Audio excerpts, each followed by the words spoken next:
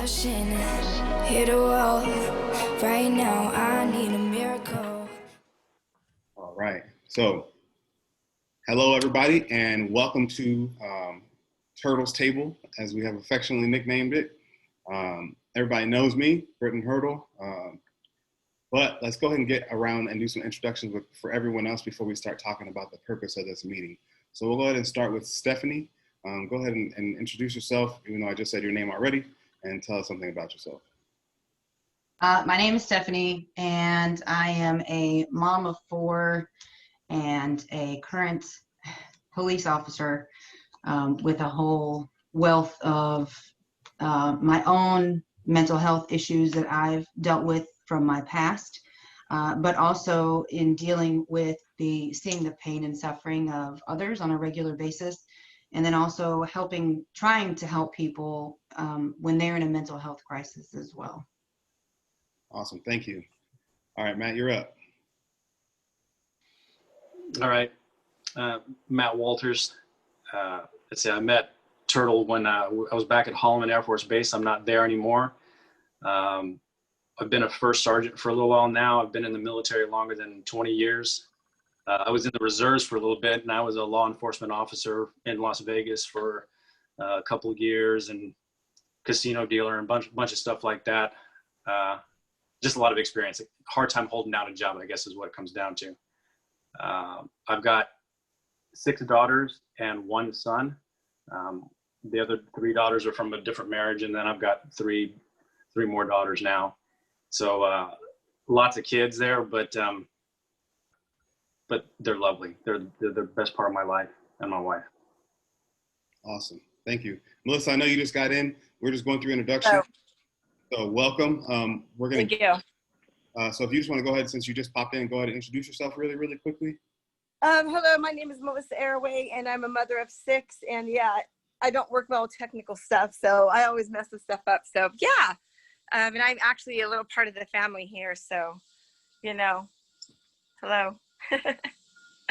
Yeah, I'm not too good with all this technical stuff at all, guys. So it might go out a couple times, but yeah, I'm just here because I don't know why I'm here. I believe called to join in what you're doing. I do. Awesome. Well, welcome. Thank you. Mike, you're up.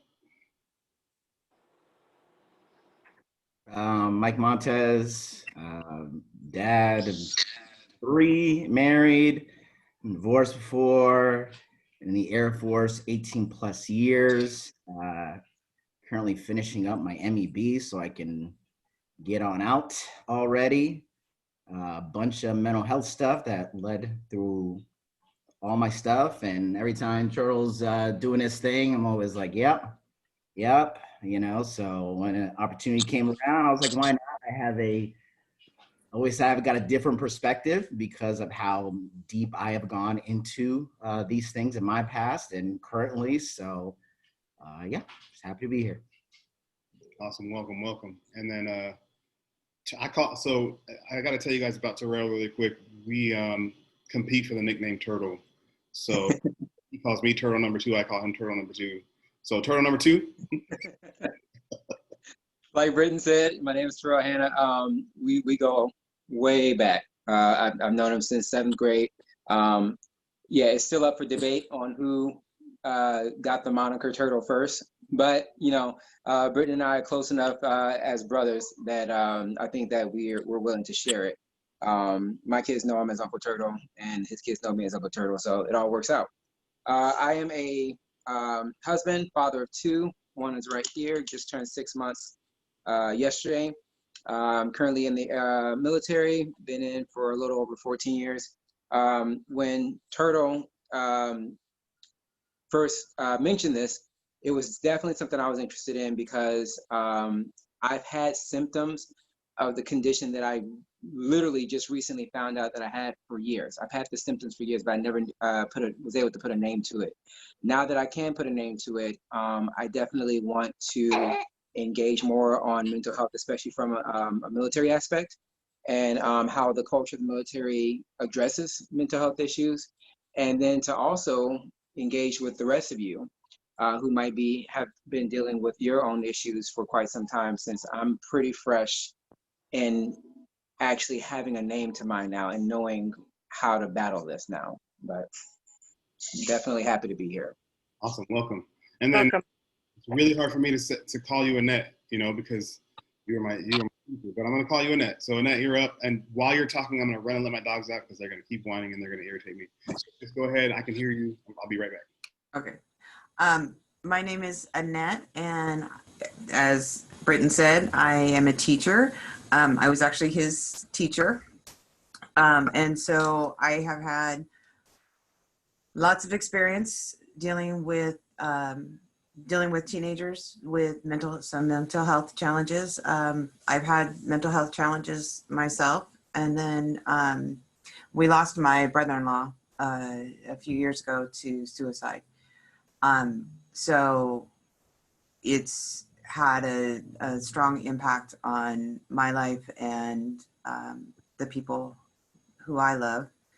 And so I believe very, very strongly in talking about mental health issues and bringing it to the forefront, and just really eliminating so much of the stigma that goes along with it. And the only way I believe to do that with any of our societal challenges is really to talk about it. So when the opportunity came up, I volunteered. Thank you. Welcome. So I'll say the purpose of this meeting, and Melissa, I didn't say, you might not have heard me say this, but I am recording this. So Yes. if you don't feel comfortable, let me know. I can edit out parts or whatever, but yeah. So the purpose of this meeting is to talk about it, right? To normalize it, because it is normal. More people have issues with, mental health than want to admit it. And we want people to feel like they're not alone, to feel comfortable talking about it. And we're not necessarily here to fix the issue, because it's not necessarily something that needs to be fixed. It doesn't define you. It doesn't make you who you are. It doesn't make you any less awesome. You know what I mean? It's just something that we're all coping with, something that we're all dealing with. So it should be talked about. And like Annette said, we do need to get rid of that stigma. There's nothing wrong with you, right? It's just a natural part of life. We're human. So yeah, I'm happy that everybody's here. I'm super excited. You guys have no idea. You all know that I love to help people, even if we just met, like me and Melissa, like we're officially cousins by marriage now, or if I've known you for almost my whole life, like me and Terrell. So you guys know I like to help people. So this is what gives me joy. I'm not getting anything from this but joy from doing it. So with that being said, you guys each have a few minutes, but I'm not going to constrain you to any time limit. Just do your thing. We'll go around. Whoever wants to start by discussing what they're going through or what they've been dealing with can start. So who would like to go first on talking about their specific? Stephanie, she raised her hand quick. All right, Stephanie, I'm going to go ahead and mute my mic, and you go ahead and do your thing. And then if anybody wants to jump in and talk to Stephanie while she's doing it, go for it. So I've dealt with my own mental health issues, problems, issues, whatever you want to refer to them. I was sexually molested as a child, and as an adult, I was sexually assaulted and had a child from that sexual assault. And I don't think you know this, Britton. I don't even think you knew about that. But that's just, we lost touch after Germany for a couple of years, and I know you were going through your own stuff then too. But then I decided later on in life to become a police officer, and that was huge to me. And it was something that I always felt was honorable. It was really important, and I couldn't be in the military anymore, so I wanted to go and be in the police force. And so the moment that I decided to do that was when there was a baby. She was maybe about 18 months old, and we were in a restaurant. She was choking, and I just remember seeing everybody sit there and not move and not react and not get up. And coming from the background that I do, very strong military family and all that stuff. And most of I'd say 90% of my friends are from military backgrounds as well. I could not sit there and just not react. And so genuinely became a police officer to help other people. And that was a huge push for me to choose that career field. And then as I got into policing and things happened to me in my life and I saw all the things that I saw, it was just such a heavy part of me. And I'm glad, Terrell, you mentioned talking about how the military deals with mental health, because even now today in law enforcement, the way that a lot of people will deal with it is, you know, you got to be strong, you've got to be tough, you've got to do this, you know, you've got to just push past it and you've got to suck it up and move on. And I think that is highly ineffective, and you don't care for one another well in that sense. But so due to my past and the stuff that happened to me in my past, I did a lot of things, especially younger, when I was in my early 20s and mid 20s and stuff like that I would kind of look back and just go, what in the like, what, you know. But I guess for me it was all a part of the process, and I never sought counseling until I tried to become a police officer. So I went and I had a psychological evaluation, and they said, well, you've never sought counseling for this. And I'm like, well, it happened when I was a young girl, and this was prior to the sexual assault in my adult years. And so I had to go, and I was in intensive treatment for 6 months. I mean, I went and spoke with 2 different people on a regular basis, twice a week for about 6 to 8 months, I would say. And then I was allowed to become a police officer. And I think the concern was that, you know, if you haven't received help, then you can't help others, and you might react in such a negative way if something happens and it triggers you. And so I sought help, and I thought, you know, I'm over it. I'm done with it. It happened so many years ago. I don't ever have to worry about that anymore. Let me just continue on with my life. It's not affecting me. That wasn't the case. And going through counseling really helped me see all of the things that I had done from the time that I was a young child up until my adult years that made me realize this is not how I should be. This is not how I should carry myself, how I should treat my friends and people that I care about, that I'm close to. And it all stems from the damage and the trauma that I received as a young child. So, and then after I became a police officer and I was sexually assaulted and I got pregnant, you know, everything just kind of all came rushing back. Everything that had happened to me when I was a child all rushed back to me. And I was very alone at the time. At the time, I was a single mom with 2 awesome boys who they have an Uncle Turtle too. So it was a struggle, and to say it was a struggle is probably the understatement, even of 2020. It was a struggle like I have never felt before. I felt like I was fighting for my life every single day, because it was, you know, you have this happen to you and you're supposed to be strong and you're supposed to be this, and then at the same time you just want to break down and let it all go. And so I really had to lean on people that I had to support me, and I really had to lean on my faith too. So I'm Catholic, and that is a huge part of who I am now, and I just converted to Catholicism in 2014. And so that for me was my way of coping. You know, I had a priest that I could talk to on a regular basis, and then I also went and sought treatment after the sexual assault. And I had an amazing doctor. I had an amazing OBGYN who was just my pillar of support besides my family. And I have 7 brothers and sisters. So it's not that I didn't have the support there. It was just, I was so incredibly scared to say what I needed to say. And talking about it now, like even now, my heart is beating. I feel like it's about to beat out of my chest, because I know, Turtle, you're going to post this on Facebook and you're going to tag me. And there's a lot of my coworkers, and I have friends in law enforcement from all over the United States and in Europe and everywhere else. Just, you know, it's a big, wide group of people, and they don't know this about me. They don't know that the child that I had, not recently, but the child that I had before my last one was due to this assault. So there's a lot that is coming out that people don't know, and I'm nervous about it.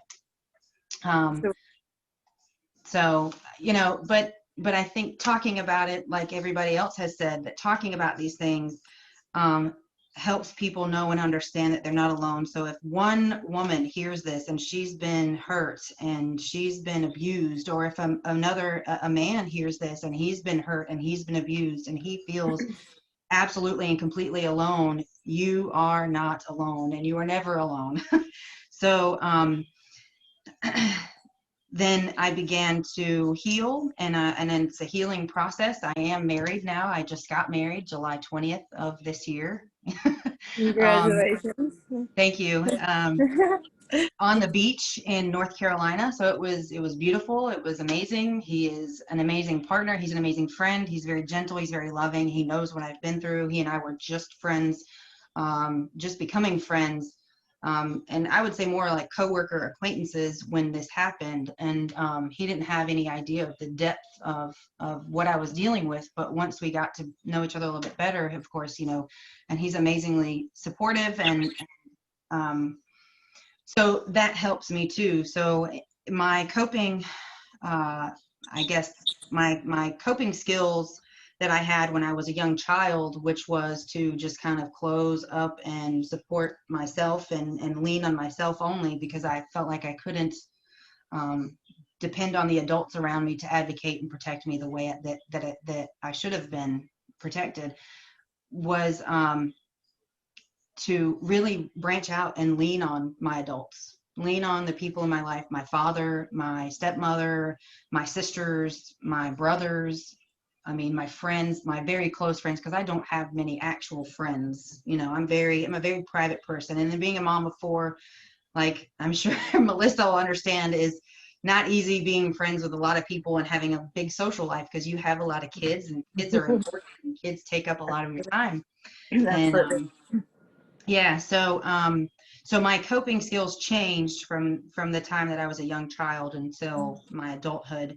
And so that, in a nutshell, is it as far as my past experiences. Now my more current experiences in being in law enforcement, when somebody has a mental health crisis, they call us, and it is one of the biggest struggles, because I want to treat everyone as a human being with dignity and respect, because that is how I would want to be treated. That's how I would want my brothers or sisters or my sons and daughter to be treated if something were to happen to them and somebody says, this is our last resort, we're calling 911 and a police officer is going to show up. I want them to feel that love, that even though they're strangers, that I have for them as a person, because that's huge. That is incredibly huge and life-changing, if you allow it in. So on the flip side of my own personal mental health stuff, we'll be called, and we try to help. I try to help, and I try to offer options, and I try to offer these things, and a lot of times it's this big pushback, because you can't help people that don't want to be helped. And you can't help people that won't accept that they have something going on that they need assistance with. And especially in the older population, people in their 60s and 70s and 80s and 90s. We've had some, that are dealing with dementia or Alzheimer's, and they don't know it yet, but their family sees it, but their family hasn't done anything. Our system, our mental health system fails people. They go into the hospital for involuntary commitment, and they get the medicine that they need right then and there. And then, there's follow-ups later on, but if they don't go and talk to their doctor, if they don't communicate, then the doctor just kind of says, oh, okay, well, it is what it is. And then we end up running into them again. So, yeah. there's a lot of work where a lot of work that needs to be done where mental health is concerned. And I think that talking about it does normalize it and does bring it to the forefront of people's minds and stuff like that. And instead of allowing someone to get to the point where they're in an absolute complete crisis, start noticing little things about them and start, trying to help them and guide them to where they need to be. Because going to the doctor is great, taking pills, for your anxiety and all that stuff. If that is what works for you and that's what helps you, then obviously that's what you need to do. Follow your doctor's instructions. But, it's before it gets to that point where I feel like a lot of people don't really do anything about it. And I didn't do anything about it for myself. I struggle with anxiety even today, even now, even, in my life now. And I have a great life. But so the mental health system, I get really sad when I think about it, because it's like, we're taking John back to the hospital for an involuntary commitment. He'll be there for a couple of hours, maybe a couple of weeks. Maybe he'll get what help he needs in the very immediate sense, very acute sense. And then after that, they send him home and he goes back into the negative, situation that he's in. And he goes back to not being able to get his prescription medication. And he goes back into having to do this. And it's just, in that sense, it's so frustrating. Because you can't help everybody. And that for me is what I think is the worst, because I can't help everybody. It's like, it's too heavy. I can't do it by myself. I think that you bring up a good point, but I think part of that is like, folks think that like the mental health system is like a one fix issue. Like, okay, well, I went and saw mental health, so now I'm done. But like if you sprained an ankle, you would go into the ER, you would get it treated, but then you would do follow-up physical therapy to continue to strengthen that muscle so that you can walk normal. And then, down the road, you may eventually roll your ankle again and have to go back to the hospital. So your mind is just as, you kind of have to treat it in the same way as like in that same regard. Like you have an injury, you treat it like what you're talking about, but then you have to do the follow-up to try and help work through those issues over the long term, because there may be more than that. And I think that some folks, they figure, well, I went to mental health like 2 years ago, I don't need to go back again because I did whatever treatment. I don't think that's the case, but we have to kind of reframe how we look at like mental health and how we treat it. You know what I mean? Absolutely. It's like the ER here locally where I work, I say we, me and my husband are both police officers, but the ER where we work is like, it's like a revolving door for mental health patients, and they have their frequent flyers is what they call them. They already know, they see John walk in and they're like, okay. And John is not an actual name of somebody that I've dealt with just to protect their privacy, but I'm just saying John is just a kind of common name. So anyway, but oh, here comes John. Yeah, we already know. Come on, John, how you doing today? What'd you try to do today? How are you gonna kill yourself today? And it's like, it's sad that it's to that point. But I'm sure they're burnt out on it, because that's all they deal with. The behavioral health folks, when they're there, that's all they deal with. They don't deal with medical emergencies. They don't deal with medical traumas.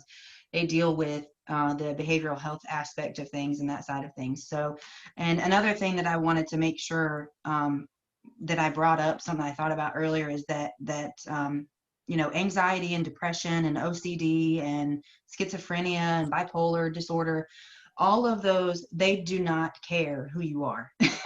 It does not matter who you are. There is no socioeconomic background that's going to keep you from having some kind of mental health crisis. It doesn't matter how much money you make or how little money you make or how many cars are in your driveway or how many houses you own or anything like that.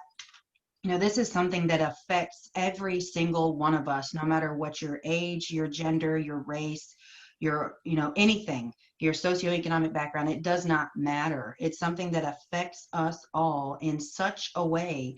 And for there to be such a stigma attached to, one, having a mental health disorder, and then two, trying to go and seek help for that mental health disorder, that is something that really needs to be changed. And that's one of the reasons why I really wanted to come on here and talk and share some of the stuff that I've experienced, not just in my personal, but also professional life as well. So.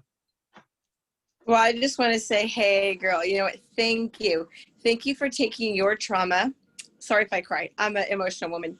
Thank you for taking your trauma and turning it into such a beautiful thing to where you're turning around and helping other people, as in, you know what, you didn't buckle for it, you buckled up and you mounted your horse, and now you're a police officer. Now you're here to help protect our kids, our women, our men. Excuse me.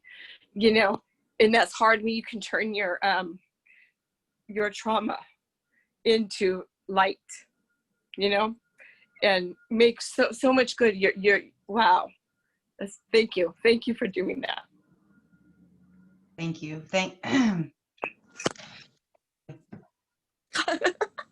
I'm not going to say anything else because I'm going to cry, so I'm good. I appreciate you sharing first, and you said you were nervous about me tagging you in it, and so I'm just gonna thank you for your courage for sharing it. Yes. There are 7 of us on this call, right?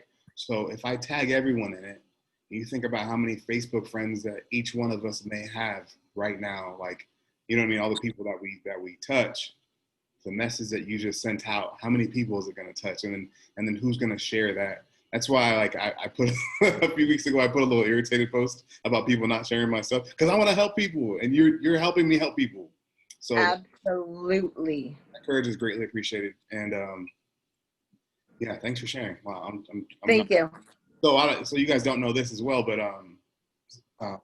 during our time in Germany, I used to go over to Steph Anie, and back then it was Steph Anie and David's house. I'm sure he'll be okay with me saying it, but I used to go over there, and He'll totally be okay because, and that's another thing, David and I are very good friends. Yeah. Like, seriously. And the reason that I couldn't do this last weekend is because that was Christian's surprise birthday party. So, I'm glad you're here this weekend, but the reason why I'm bringing it up is because you guys were pivotal to my mental health in Germany, because there were many times I would just show up at their house like unannounced, going through something, and they didn't know. I was like, oh, I just wanted to pop in and say hi. But I was extremely depressed, extremely lonely, in a dark place. And they would just welcome me into their home with open arms, like cook me dinner. I'd play with their kids. And I didn't have no idea how to play with kids, but I'd play with their kids. Like, it was great. It was great. Like, I learned, I think that, and, you know, one day my kids will be able to thank you guys for showing me how to be good parents and how to, you know what I mean? All that stuff. You guys played a huge role in my development. So to hear you say that and open up makes me so happy. that means a lot, because I feel like we are, you know, as a parent, you go through these things and you're just kind of like, oh gosh, I'm the world's worst parent right now. Like, I'm just terrible and my kids are going to be all messed up. And so to hear that that's awesome. I'm glad that, and I knew that you were going through stuff, and so did David, probably David more so than I, you know, and our thing was and has always been and will continue to be insulate, not isolate. So we're there to be whatever buffer you need, whatever sounding board you need. And that goes for anybody that we've ever welcomed in our home. And that was a huge thing. So, and you helped my mental health, because like there was a lot of stuff going on with me and David that I could talk to you about. And you were like, yeah, you know, you need to stop, or you need to do, or, you know, you just, you know, very honest, very forthcoming, very, very upfront, and that's, you know, no beat around the bush kind of nonsense. You know, that's kind of friendship that we all had, and that's I appreciated that as well. So Stephanie's censoring herself. We tell each other to quit being dumbasses. That's what she said right now. All the time. Anyway. A lot of time, but yeah. Say it like it is. All right, so thank you for sharing. Who would like to go next? Also, before somebody does go next, I want to say Zoom did tell me I have more than 40 minutes, but when I look at the topic of the meeting, it says 40 minutes. So if we get disconnected, just dial right back in and I'll answer right back again, and we'll pick up right where we left off and start recording again. Okay, no worries. But yeah, okay, so I think Terrell raised his hand? Yep. All right, Turtle number 2, you're up. All right, so like I said, my issues are have been revealed more recently, and I'm talking about like in the past month and a half, maybe 2 months. But just to put everything into perspective, so the symptoms actually stemmed from my childhood. So I grew up looking very awkward, being very awkward, nerdy. Tried to fit in, couldn't fit in, and it's just typical, you know, child development stuff. I mean, it's kind of par for the course. But one of the aspects of that is the bullying and teasing that I would endure, not just from people at school, but from my own family members as well. I won't even say who this person is in my family, but I had a family member growing up that sought to physically fight me as a way to assert dominance. I would go to their friend's house, and they and their friends would tease me and try to fight me. So it wasn't just, like the verbal abuse, it was also physical abuse that went along with it as well. That physical abuse didn't stop until I learned how to fight back, and that I got old enough and big enough to fight back. When I was in 4th grade, I chipped my tooth playing dodgeball at school, and it was my front tooth, so I landed tooth first, and it was very, very apparent that I had a chipped tooth, and so people teased me about that. Family member teased me about that. When I was going into my senior year of high school, I had started talking to a young lady who I had liked literally since I was 6 years old. We grew up in the church together. I had always had a little puppy love crush on her. And so we started talking and talked about pursuing a boyfriend-girlfriend relationship. So I set the phone down, was going to the bathroom, and I come out of the bathroom, and this family member was on the phone with her. And so I had no idea what was said, but when they gave me the phone back, they told me, just so you know, I can take her from you anytime I want. And this is, once again, I was awkward, I was nerdy, all these different things. So it was already hard for me to talk to girls. I'm talking to a girl who I've always liked, and, you're growing up with puberty and all that kind of stuff, like when you like a girl, you like a girl. I mean, that's it. So just to have the same individual that would physically abuse me, that would verbally abuse me, also threaten, or not threaten, but just kind of remind me like, hey, no matter what you do, I will always be in the back of your head. And it did a number on me. So years later, I started noticing pictures about myself. And one of the pictures, or one of the types of pictures that I started noticing about myself is if I wasn't smiling for the camera, I was always going like this. I was always covering my mouth. I didn't think much of it. I just thought, that's just my way of being in thought. So fast forward to about 2.5 months ago, I was sitting at the table at dinner, and my son starts putting his hand over his mouth. And so my wife said, yeah, like I noticed that he started doing that, and you do it quite often too. Like, where does that come from? And so I told her, I said, I honestly think it's, and I've had my chipped tooth fixed for 14 years now, but I honestly think that it's residual. It is. Absolutely. Yeah. From being teased. And it broke my heart that, my son, he's 2.5, he doesn't know any better, but it broke my heart that a symptom of a mental issue, or like a residual issue that I've been having, is now being passed on to my 2.5-year-old son. I ended up breaking down the car weeks later. And the issue that I ended up finding out that I have is body dysmorphia disorder. The only way I can describe it is I literally hate myself. I hate the way I look. I hate the way I walk. I hate the way that I'm aging. There are just so many aspects about myself that I hate. One thing that's a little bit of a blessing in it is that I've been doing so much reading and watching videos on body dysmorphia and everything. Is a lot of people kind of fall by the wayside when it comes to their physical health and everything. Well, it's kind of what fueled my physical health. I've lost 40 pounds to date since January of this year, but it's literally because I've become obsessed with working out and dieting and looking good, because the only way I can describe it is it's like that shot of a drug. A drug addict, they're always looking for the next high, always looking for the next hit. So literally working out does that. Also, it's caused issues with me personally because it's funny. It's a double-edged sword. So I'm always looking for the next compliment, to say, hey, you look good, you know, and all that kind of stuff.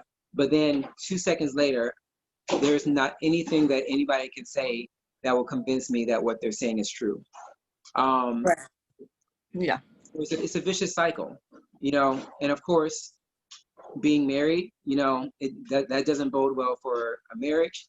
From the military aspect, like you know, Stephanie had talked about, and I had kind of like hit on before, especially with something like BDD, is not something that's very widely known.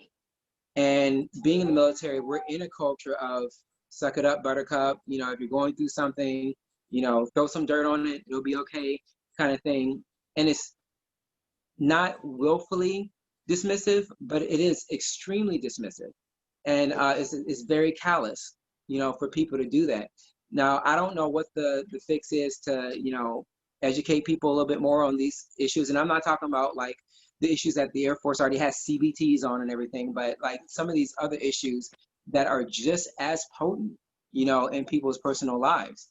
I had never, ever even heard the phrase body dysmorphia until I started seeing a counselor. And I saw a counselor earlier this year. She was let go. And so I stopped seeing a counselor. And then once I had my breakdown, and when I say I broke down in the car, I literally like ran myself off the road and had to pull myself back onto the road because I was crying so hard. I had no idea where it even came from. But I think that was just like the pinnacle for me of just completely detesting how I look and how I am on a physical and personality basis.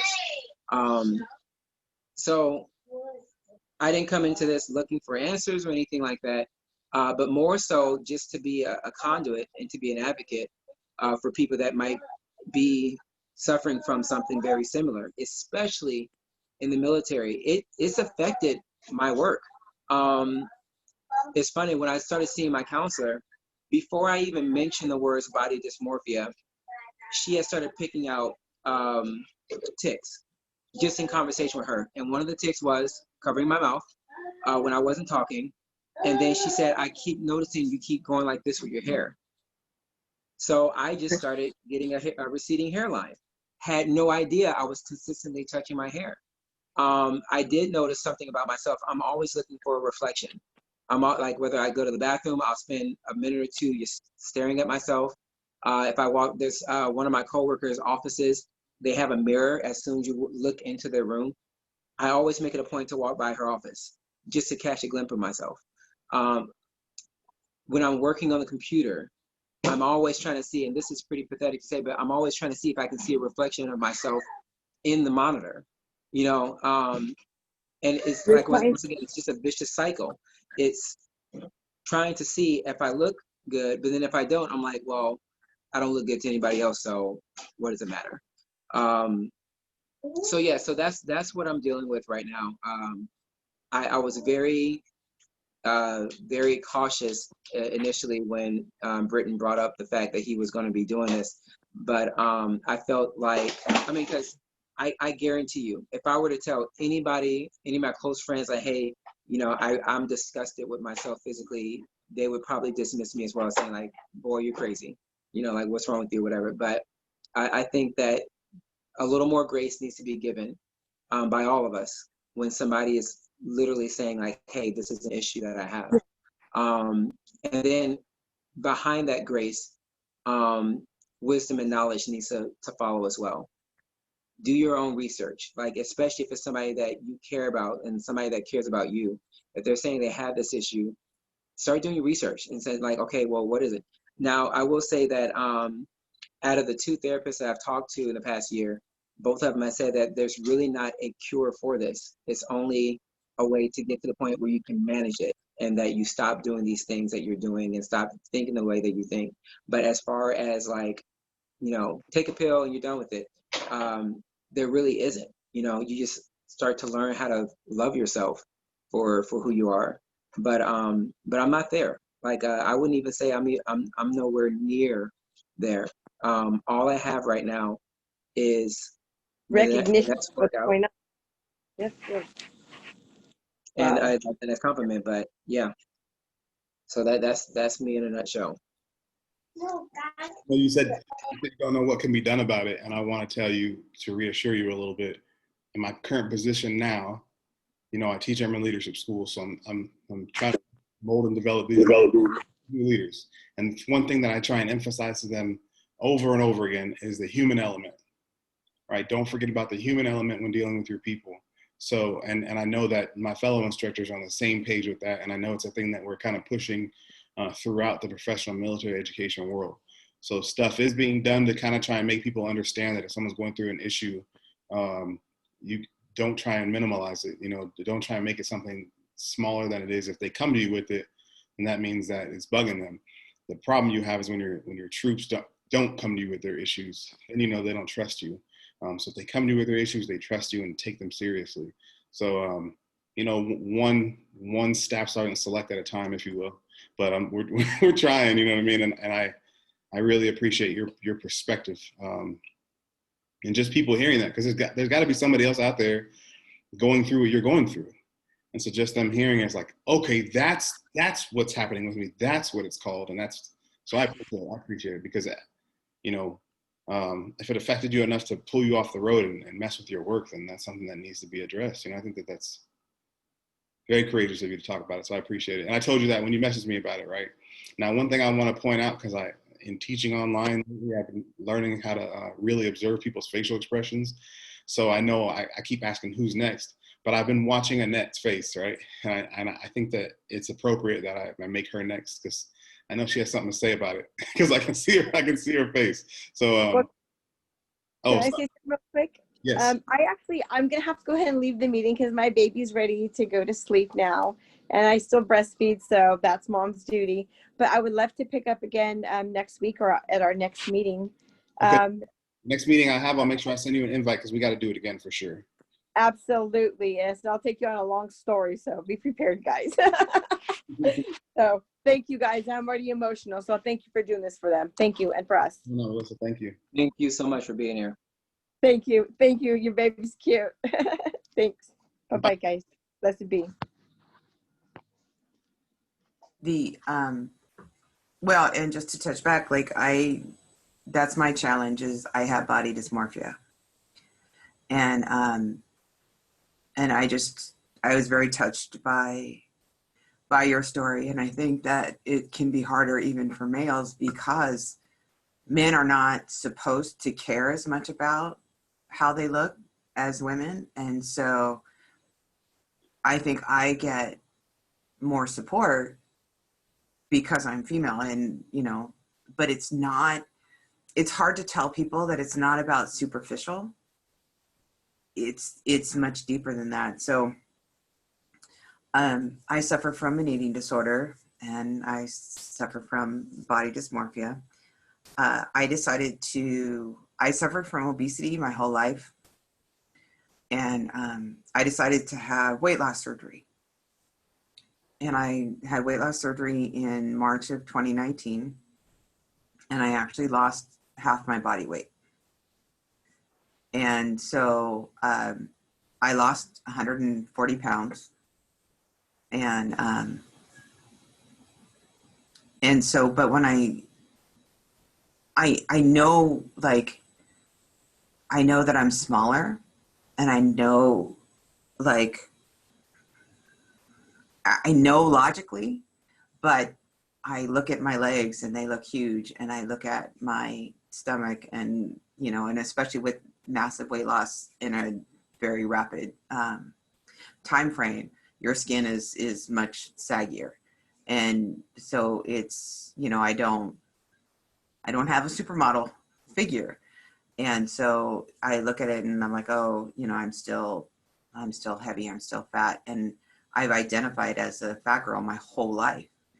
And so to change that part of me is really, really challenging. And to deal with the issues around nutrition and food, and my self rules about food has been a really big challenge. And my husband also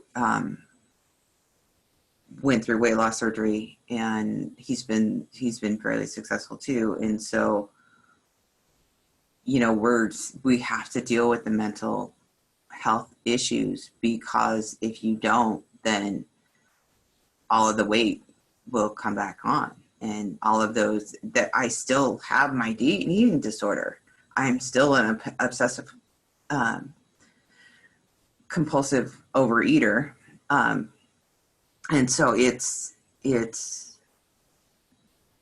know, I just overeat. Now I just overeat protein rich food, or, you know, it's whatever it is. And so, and I've reacted the same way. I exercise a lot. I run, I bike. I've never run in my life. And so, and I love that part of it, and I love doing that, but it's challenging. And I really think that the part that we don't talk about all the time is that resilience piece, and trying to deal with the resilience of dealing on a day-to-day basis. And I shared with the group that we lost my brother-in-law to suicide a few years ago, and it's really hard when you don't, like, it's hard not to think of a person as weak, or not as, why didn't they just get help? Why didn't they just, why? And I just think that some people, did not learn that resilience piece. And so when I see, he suffered with addiction, and he had a lot of struggles. And the family has had to become much more open about talking about things. And when I see kids with challenges, with mental health challenges, talking about the resilience and learning those coping skills and finding your support. And Stephanie talked about support. I think finding that support, finding those counselors, like, I've had such a hard time finding a counselor who, one, can deal with eating disorders, and two, that can help with body dysmorphia, because they don't, most people are like, oh, if you're fat, just don't eat, and then you're good. It's calorie intake and calorie output that it matters. And so just exercise more. That it's just not that simple. It's never just that simple. Exactly. And it's I can control my calories, I can control what I eat, but my headspace is really, really hard. So I know I'm kind of jumping all over the place, and I'm sorry, but I just I don't know if I was planning on talking so much about myself. But I think that whatever your mental health challenge, it can affect so much of your life in other ways, and your physical health. It affected my brother-in-law to the point of his death. It affected me to the point that I was killing myself with my weight. My husband was losing his battle. Like, he was diabetic and in danger of losing his feet. And, I've known other people who have gone the opposite way and don't eat, and they're harming themselves in that way. And I just think that it's so important to find the support, to know that you're not alone, to speak out. And yeah, Stephanie, I want to echo too, like, the courage that you showed in sharing your story. I think whether it's something that is so traumatic that, you know, is unbelievable. Or there are people who are going to look at Terrell and myself, I think, and say, oh, well, you just need to develop a tougher skin, or, oh, you just need to, you know, you're not as bad as X. You're not, your trauma, you just teased. It's not as bad as, you know. And I think that piece too is like, who are you to judge my trauma? Who are you to judge what I'm going through? And it doesn't matter. The fact that we have this issue, that we suffered trauma, or we need to now move forward. We need to move ahead. We need to get help to people, to get help to ourselves. Like, I don't care how you got your issue or what happened. Not that I don't care, but you know what I mean? Like, it doesn't, I think we need to focus on, as a society, we need to focus on getting help where help is needed, and less on value judgments and moral judgments. You know, it's not less important if it's, that's my point. So, Annette, like, I hate to say it this way, but I'm so glad that I found yet another person, you know, that understands. And one thing that I have learned in a short amount of time of actually putting a name to it is that mental health is not a singular point of seeking help. Things have to work in tandem. So yes, I am seeing a counselor, and the counselor has been very good about being, for lack of a better term, lovingly honest, you know, about some things. But she also gives me taskers and homework that could help start to change my way of thinking. But at the same time, I recently joined a body dysmorphia disorder support group on Facebook just to try it out. And this support group has been such a great aspect of me attempting to get better, because it's full. I think it's like, as of today, it was 853 people, and it's a kind of a newer group, but 853 people of both people that are currently going through it and people that have overcome it. So you're getting a healthy amount of like people at different aspects of their journey. You know, they're at different points in their journey. And I think that for somebody like myself, you know, just starting to figure out, okay, what this exactly is, it's important to see where my milestones are going to be down the line based off of where these people are in their journey. But no, like I'm happy that in this one, because I really wasn't going to come to this meeting. I was supposed to go to the one last week, and I was out of town and didn't have Wi-Fi for a little bit. But I'm glad that it worked out that I was at this one, because it does give me a little bit of encouragement to know that, you know, I mean, it's like seeing your car that you just bought on the street, you know, like, oh man, somebody else gets me. They like this. So it's like, man, somebody else in this meeting gets exactly what it's like, and what that pain is like, and what some of the weights that come along with it feel like. So I appreciate you for that. Thank you. There's something that I noticed, well, a couple things. One, some time ago, I logged off all social media to go study for promotion, right? And everybody who knew me knew that, like, I posted videos. At that time, I was posting videos every single day. Stephanie had mentioned that you can't help people who don't want help. But at the same time, if you notice a change in someone's habits, you know, it can't hurt to just reach out. I say that because when I logged back on Facebook, I had like 70 messages like, you good? Because you haven't posted a video in about 3 months. I'm like, yeah, I'm just studying for promotion, which worked, by the way. Credit to my wife for literally even if I was in the bathroom, she would beat on the door like, you better be studying in there, you know? So credit to her.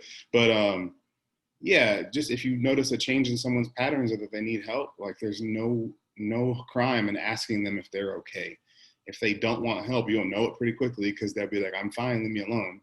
But what do you lose from asking them besides maybe irritating them just a little bit? That's the first part. The second part is, you know, and having kids, this has kind of become more apparent to me. When my kids come to me with an issue that's happening with them, I try not to minimalize it because that issue is big to them in their perspective, right? It might not be something I'm dealing with, or it might be something that I've already dealt with. Like if my daughter comes to me and says that she has a crush on a boy at karate, I'm not like, oh, okay, whatever, little boy. I'm like, well, you know, what are some things you like about him? What are his characteristics? Like I try and take it serious because it's something that means something to her. And not saying that anybody's issue is childlike, but saying that everyone's issue is something to them. And so we have to find that value in that, because if not, you're going to shut them out and nobody needs to feel shut out. So I appreciate the perspectives on that, because although I have read about body dysmorphia a little bit, I read a little more after Terrell and I talked a couple of weeks ago about it. It was good to get that perspective on it. And now it's something else for me to look out for when, you know, dealing with my subordinates, my friends, my peers, whoever. Like, hey, yeah, I can tell you're going through this. You know, I got a friend who knows a Facebook group, a support group. You know, it's so awesome. That's so cool. So thank you for sharing that. All right, so it's going to be either, you know, Mike or Matt. Who's up? Well, I guess I'll go. All right, let's see here. I guess I'll work backwards. So a little while ago, I guess this is kind of a culmination of a lot of stuff that's happened over my lifetime. You know, I had my son not that long ago. It was October timeframe, and before that, there had been some miscarriages that my wife and I had that were pretty traumatic. And I was so happy, you know, when he was born. And I love all my kids. You know, it's just that my children, my family, my wife are like some of the most important things in my life, you know. And here I've got this brand new, super happy, chunky baby boy. And all the while I'm going through these issues in my head where I'm questioning my self-worth and really thinking about suicide. And I couldn't shake it. You know what I mean? It was something that I kind of dealt with for a long time, but I'd always been able to kind of suppress it, and was getting to a point where I really couldn't. And yeah, man, I wasn't expecting to have emotion about this. Damn. But I needed to fix it for my family, you know? So I had seen that there was another first sergeant that had dealt with something similar, same situation almost, you know, brand new baby, dealing with these dark thoughts, and he went out and took care of it, you know, and that was kind of in my head. And then we'd been talking about mental health, and I know, you know, I always share with folks to go and take care of these things. And I finally came to a point where, you know, all this stuff was going good in my life, and here I am struggling. And I didn't want to be like that. I wanted to enjoy this moment, you know? So I went and, you know, sought care, and they really helped me through a lot and got me to a better place, you know? And really it all stemmed back from trauma all the way back to my childhood, you know, where it kind of came out to light, where I had dealt with child abuse from my mom, you know, just different cultures. She was Vietnamese and had a very hard line as far as discipline. And like, there was an expectation. If I didn't meet it, it was pretty rough, but she would hide it from my dad. Like, my dad didn't know what I was going through, but he was kind of my oasis, right? My time with my father was super important. But my mom would do things like, you know, if I was too long in the taking a bath, she'd stick my face underneath the faucet and run water, kind of like waterboarding. Or I remember at one point I wasn't doing good in school, so she took a needle and she shoved it underneath my fingernails and would like squeeze blood out, so that she was, quote unquote, getting the evil spirits out so that I would do better in school. And it made me hyper aware of like my performance and stuff. And so it made me kind of squash my emotions a little bit. And but then I became hypercritical of myself. Like if I didn't do good and stuff, I would get anxiety. My chest would just start to seize up, and it would make it hard for me to breathe. So I was always very concerned about like how I performed. And it was just tough, you know, thinking back on stuff like that. And I was also super hyper aware, hyper vigilant when it came to my kids. I always wanted them to be happy, and like I always looked out for them, and I tried to protect them from things like that, you know, like just try to be as loving as possible. You know, I just wanted to be the opposite of how my mom was, and I wanted to be as close to my father and be as much of a influence on my kids like my dad was, and not like my mom. So I just became very aware of that. And you know, I know at one point I kind of shared with my dad my thoughts, you know, before he passed away. And, you know, he had told me, you know, that he had thoughts about that too. So it kind of surprised me, but in a way it kind of relieved me knowing that, yeah, I wasn't alone in having those kind of thoughts. And my uncle had, before I was even born, my uncle had committed suicide. But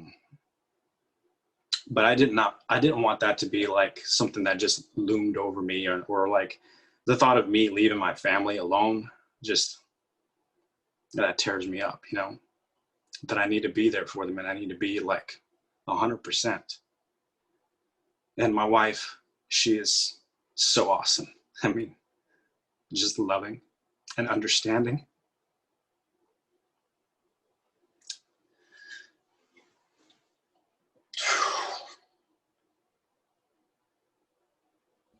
So I deal with that hyper vigilance when it comes to my kids too, because of what I went through with the abuse in my past and in my childhood.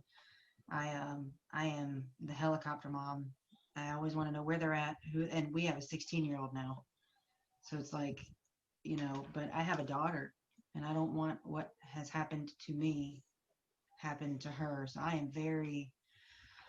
am very strict about what she wears, and she's 3.5. I mean, I'm very strict about what she wears, and I want her to understand and be prepared if somebody says or does something inappropriate. I want her to have a good response to it, you know, and so I understand that hypervigilance and those dark thoughts that you've had. You know, you're not alone. I've had those dark thoughts myself. I went through a very, very, very, very trying period after getting pregnant, after the sexual assault. And I sat there one night and I looked over at the pistol that I had sitting out, and I was like, it would be so easy, you know, but like you, I couldn't, and I have people that depend on me, and leaving them in that manner, in that way, would increase their risk of doing the same thing. And I knew that going through crisis intervention training for work, going through all these mental health classes for work. I mean, I knew that. So I'm with you. Well, I appreciate that. I think one of the hard things too is just, funny enough, just the other week I flew out to be with one of my older daughters, and she had gone through kind of a crisis situation. And it was, you know, I can't help, you know, I went through this divorce, and in a sense, I felt like I failed them because I could not hold together a relationship that just wasn't really meant to be. And I felt like part of that played into how they were. And it just was very hurtful. But the fact that I was able to be there, I kind of tried to like reframe the idea. It's like, you know what though, at least I have an opportunity now to go and be with her and comfort her and like be the support that she needs, and to let her know that I love her, rather than it being a moment lost, right? Or a child lost. And, but that was painful for me. But at the same time, I just hope now to be there more for her, so that way she knows, and she does. But we just got to stay in touch with each other. I think it's just a lot of it comes down to communication and like being open with one another. And I think by people understanding that they're not alone, that other folks go through this, and that there's more understanding of these kind of things that they may think, because, you know, in the moment when I was going through it, it's hard to see outside of that. And it was like, how do you tell people? Because you feel like you have this image of being strong and always being there for other folks, especially as a first sergeant, to be like there for everyone whenever they need. And I love that part of my job, but I kept putting myself on the back burner, and I could not do that. I have to be well so that I can be there for others, you know, my family and the people that need me. And yeah, I just want people to know. I think what I want folks to gain from me sharing this is that, yeah, people understand. You'd be surprised, the folks that were willing to that I was able to kind of lean on. And, you know, unless you share that, unless you like open up and try and do something about it, it's just going to continue to persist. And to a point where I didn't want it to get to a point where there wasn't even an option, that I couldn't see any light at the end of the tunnel. And I could, at the point where I was at, where I went to go get help. But I know folks that get to the point where they just don't see any other way. And then I didn't want to end up like my uncle and you know, kill himself and then see what that does to the family. You know what I mean? It was just too much, and I just needed to get help. And so that's what I hope people gain from this, is that, you know, mental health is something that everyone at some stage in their life can use. You know what I mean? Like, if you live a life and you've done anything in your life, you're going to run into a point where, even if you're not seeking like, you know, a doctor counseling or anything like that, there are just moments in your life where you need to turn to people and like have someone to lean on. And it's not a bad thing. It's okay. We're in this world together. I know we come in alone and we go out alone, but this whole thing that we go through, you know, it's like a tapestry. We are all threads in a tapestry woven together when we need one another. And there are times when we just need to be able to reach out to one another for that support. And it's not forever. It's not permanent. You know, you just need a helping hand sometimes. And then those connections that you make with people, it's all about that. You know, we're all in this together, you know? You know what saying I hate the saying when people say the first step to fixing a problem is admitting you have one. I hate it, and here's why. I believe the first step into helping with a problem is identifying what it is, right? You got to know what it is before you can even admit you have an issue, because if you don't know what it is, where can you go from there? Yeah. And I believe that, first off, I'm going to say that I think that it's awesome that you are here, because you see the benefit already in helping your daughter. I'm having some similar issues with my son right now. His mother and I, we don't get along great. Let's just put it that way. So, and it translates, in her feelings about me translate into his actions when he's here with me. That's the short version. Having him here is the whole time he's here, he's adjusting to being here, and then he's finally adjusted about 2 days before it's time for him to go back with his mom. So it's rough. But the benefit, and it's cool to hear where you're at now, because hopefully he'll be able to reach out to me in the future in his adult life and he's having issues, and I can go be there for him, and then we can like build our relationship in a different way. So I appreciate that part. But I'm happy that you would be able to be there for her. Also, you said reaching out. You know, I made a video about mental health a couple months ago, and when you reach out for help, you know, you're going to get one of two reactions. Either the person's going to be there and be supportive of you, or they're not going to understand. And when they don't understand, they need to either be educated or evacuated. You know what I mean? Like if they can't be there for you, and if they can't support you, then it's really time to reconsider their position in your life. That's the way I see it, and that's rough to hear, but we're going through enough in our adult lives as it is. We don't need somebody in our lives that's not going to be able to support us. Like I tell people all the time, like either you have two positions in my life, either you're with me or you're against me. I don't have time for anybody to be in between, because it's going to go one way or the other eventually. You know, you got to figure it out. So I think that you made an outstanding point about reaching out for help. People are always afraid to do it because they think that someone's not going to accept them. If they don't accept them, like that can't be just the only person that you have in your life, even if it means joining a support group, like Terrell said. So I think that those are some fantastic points. And I'm super glad you're still here, because we've only had a few interactions in person and they've always been amazing. So I'm glad that you're still here. So I appreciate you. Thank you for sharing. Thank you. Can I ask a quick question? Sure.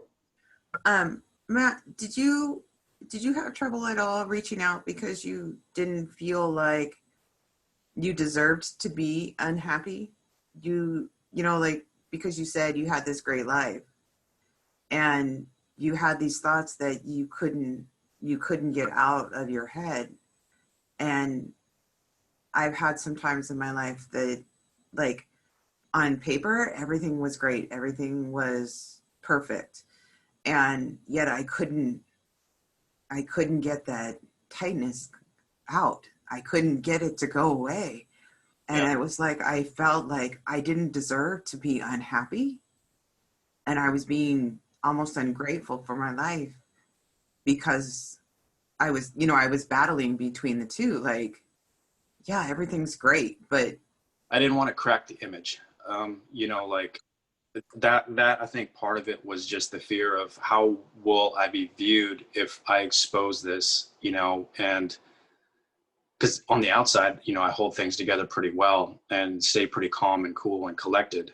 But internally, you know, there's a lot of turmoil that happens, but I'm able to kind of like, I just built up scar tissue, and it just made it really easy for me to kind of push it down, and never really kind of deal with the issue at hand. But at the point where I started to see it bubble up and I couldn't get a hold of it, or it seemed like it was becoming more pronounced is really the best way I could say it, is like those thoughts were getting harder to kind of push to the side. And I was like, this is going to be a thing. This is going to go down a bad road if I'm not able to get this under control.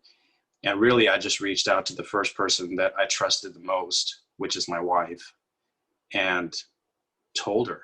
And she was like, go get help. And I support you and I love you. And from there, I kind of let people know what I was going to do. You know, I talked with my commander, who was super supportive. I talked with, and then I went and sought help. And they were fantastic about it, and helped me through a lot of things with different techniques too. I think people don't understand that, you know, the science that goes in behind your mind. You know, it's like there's just all sorts of things that they can do now, techniques that are not medicine based, right? You don't have to have a pill for everything. There's all these different things that they can do now, for like trauma, things like that.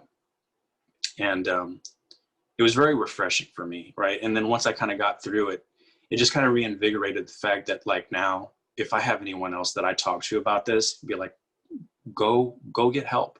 You'd be surprised how much better your life is once you go seek some sort of counseling and help, and you work through some of these issues. And it may not be 100%. Obviously, there's some lingering things there that I still, you know, have to work on. But how much better is my life right now, though? You know what I'm saying? And then to be able to kind of put those thoughts to the side, or be able to control a lot of that and like reframe how I think about things, has just been amazing, you know? And it just, for me, it's like, why the hell did I wait so long?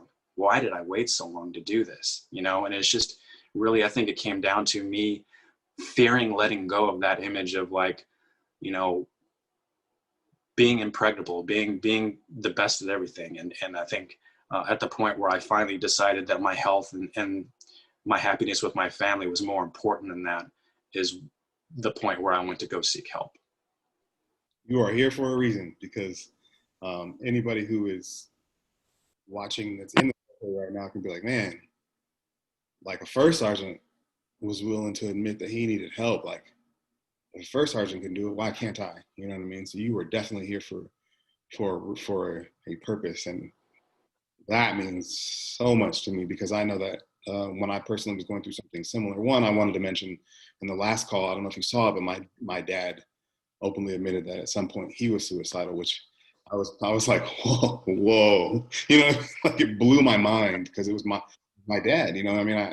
Like he's one of the biggest impacts in my life. So to hear him openly admit it, I'm like, well, if my hero can openly admit it, you know, then why can't anyone? So Right. you're somebody's hero as a first sergeant, you know what I mean? And so that's huge that you can, if a first sergeant can find help, I can find help, kind of thing, you know. So I appreciate that. Yeah, it's big. All right, y'all ready for Mike? I'm ready for Mike. Thank you. I saw your mouth say it. I probably cut you off, but thank you. Mike, you ready? Yeah, I'm ready. We'll just go with, oh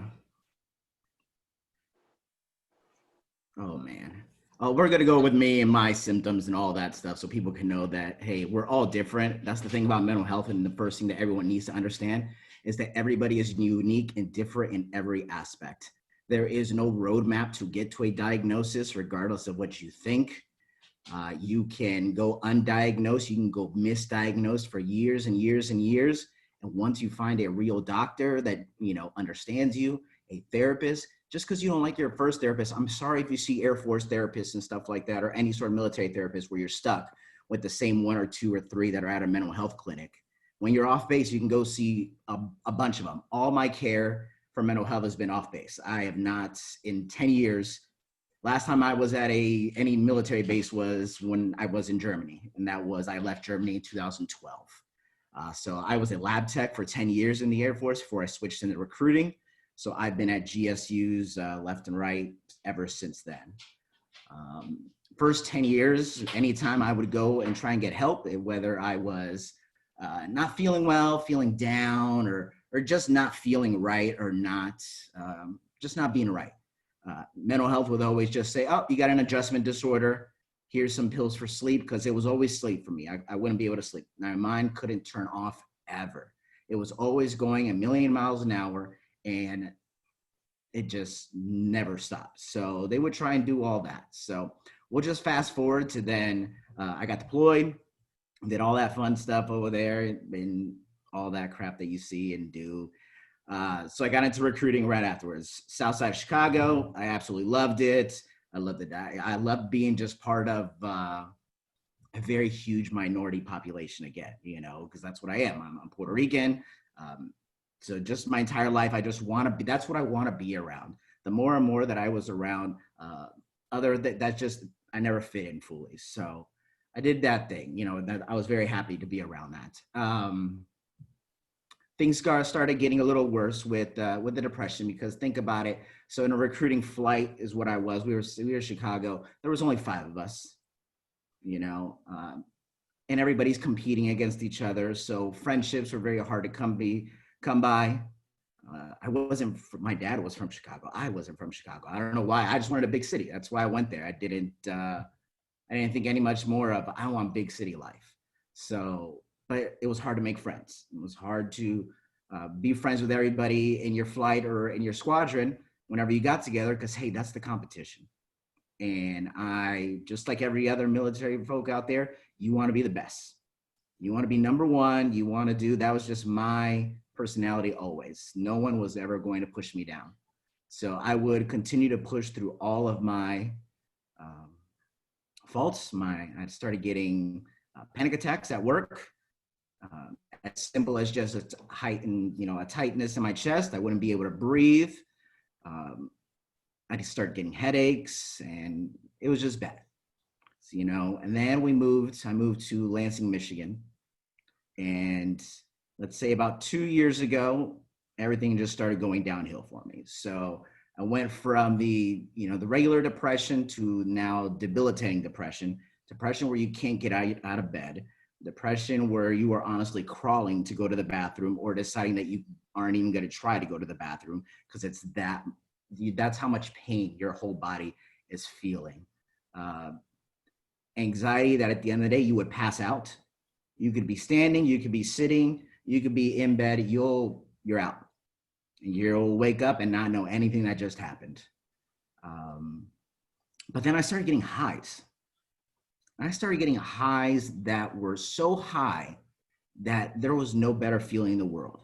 You would stay up all night. You wouldn't sleep. You would go to work. It was like you were always drinking a pot of coffee about every hour, just non-stop I was going. So then I started going TDY more for my jobs. And then it was like, wow, now I'm in Detroit.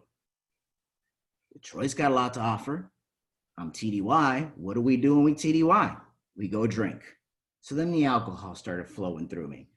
And it was just all a big snowball effect. We're at a time where I couldn't get out of bed without a drink alcohol.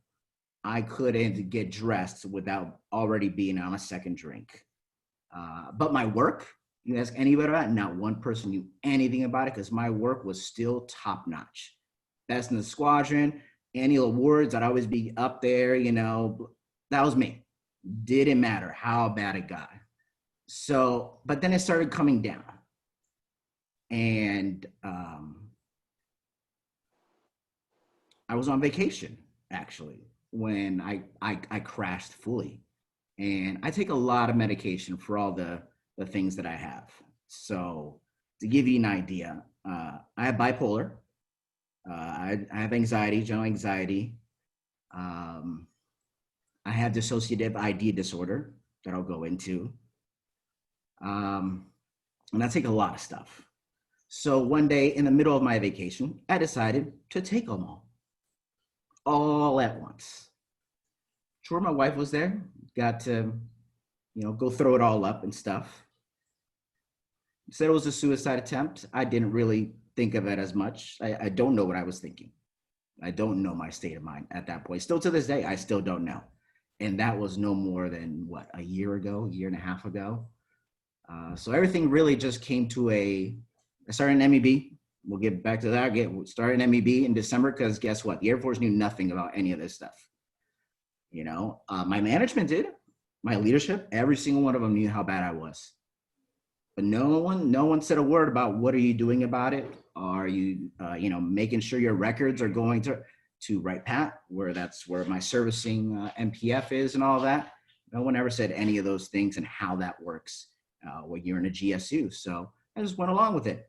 But then one day I was like, you know what? I'm just going to give it to them just so they can have it. So maybe all started up.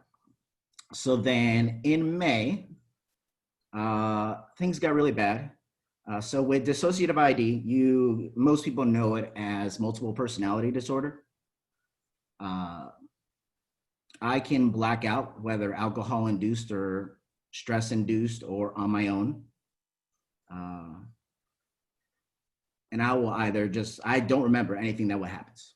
People will tell me that I did this, was talking about this, was acting normal or was acting weird. I don't remember any of it.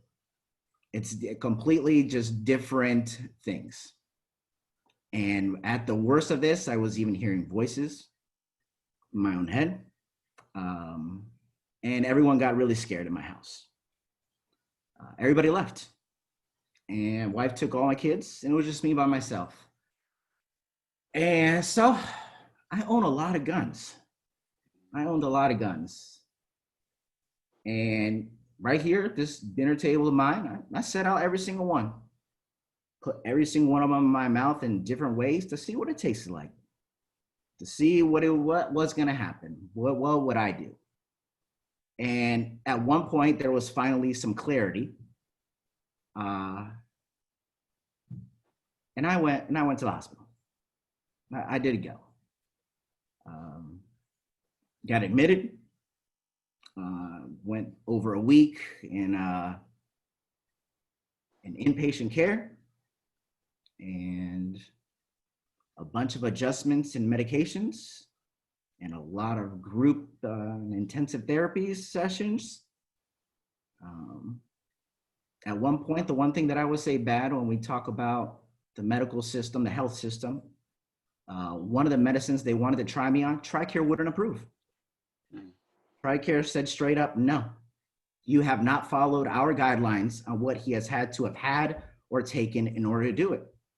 So my two options were, they're like, listen, I can see about my psychiatrist there was like, listen, I can get you, try to get you some sample packs.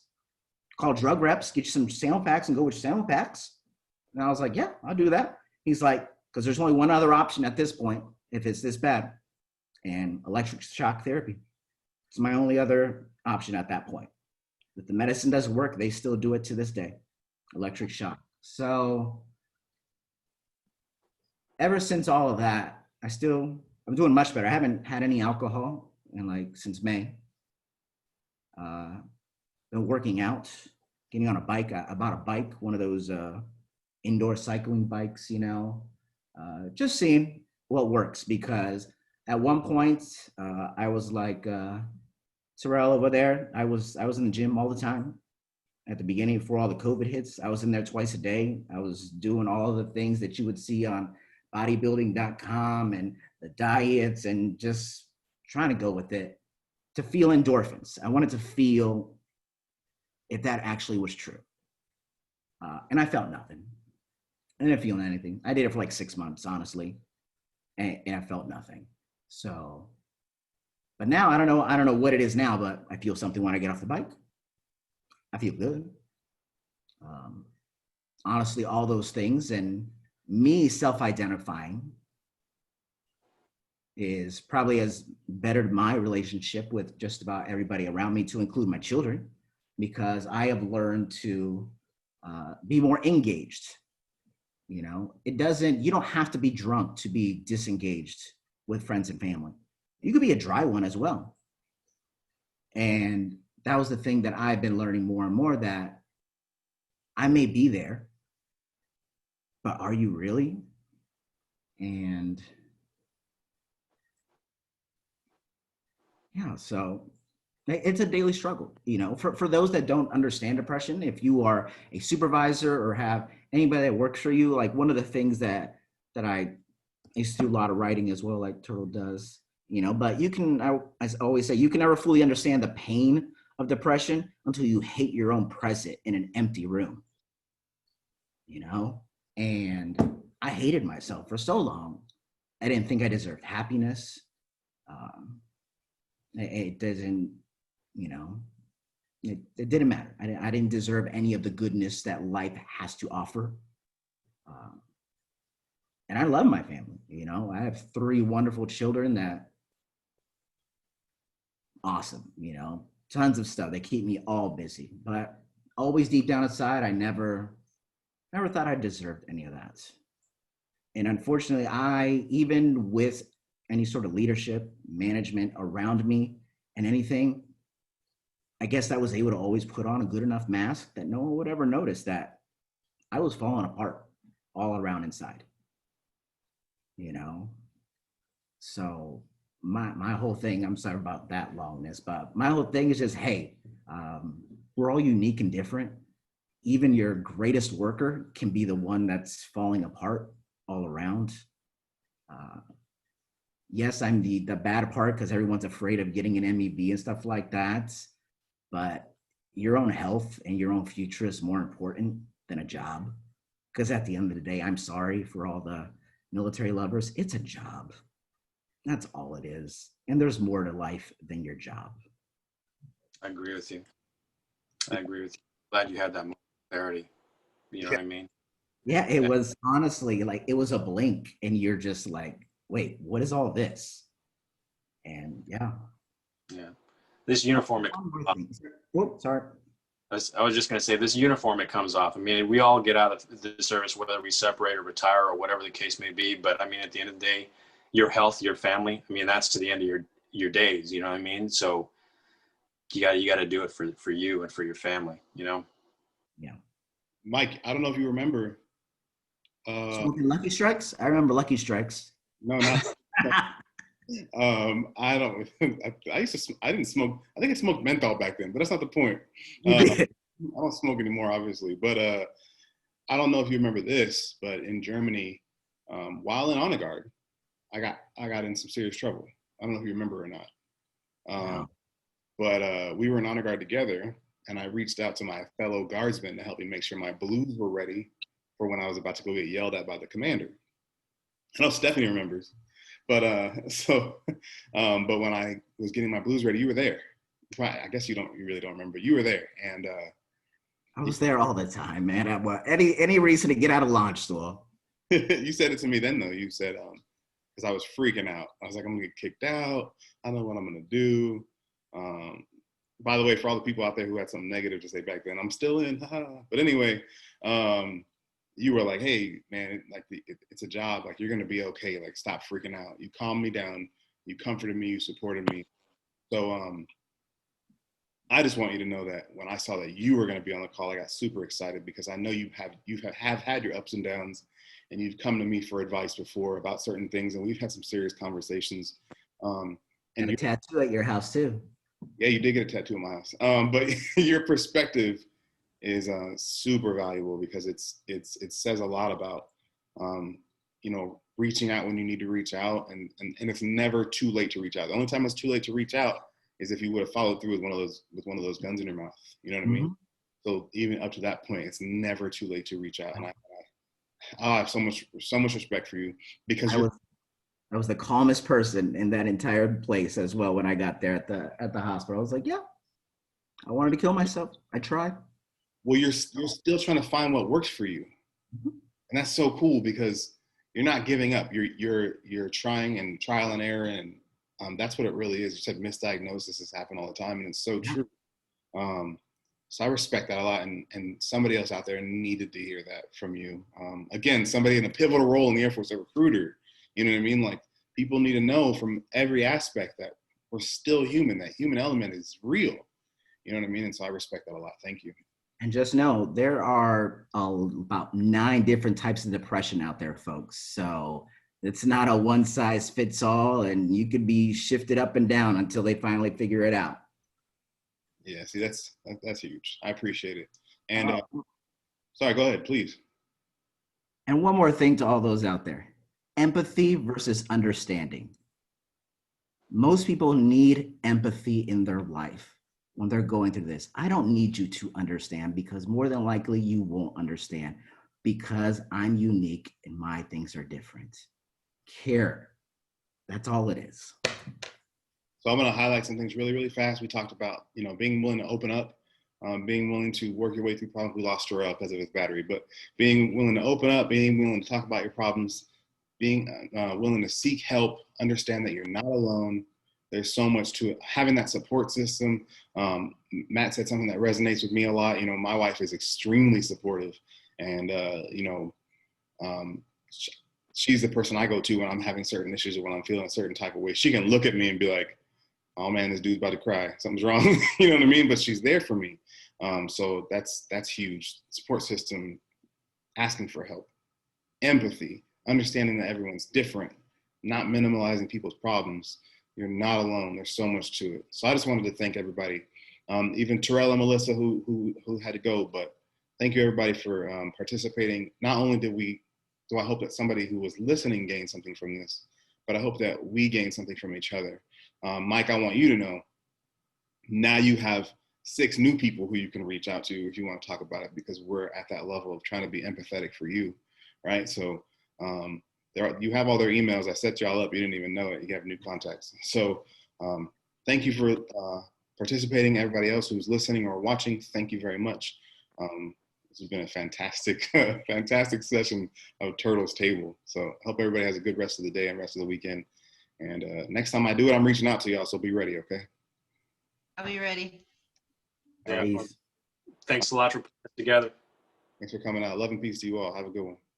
It was wonderful meeting you all. Bye. You too.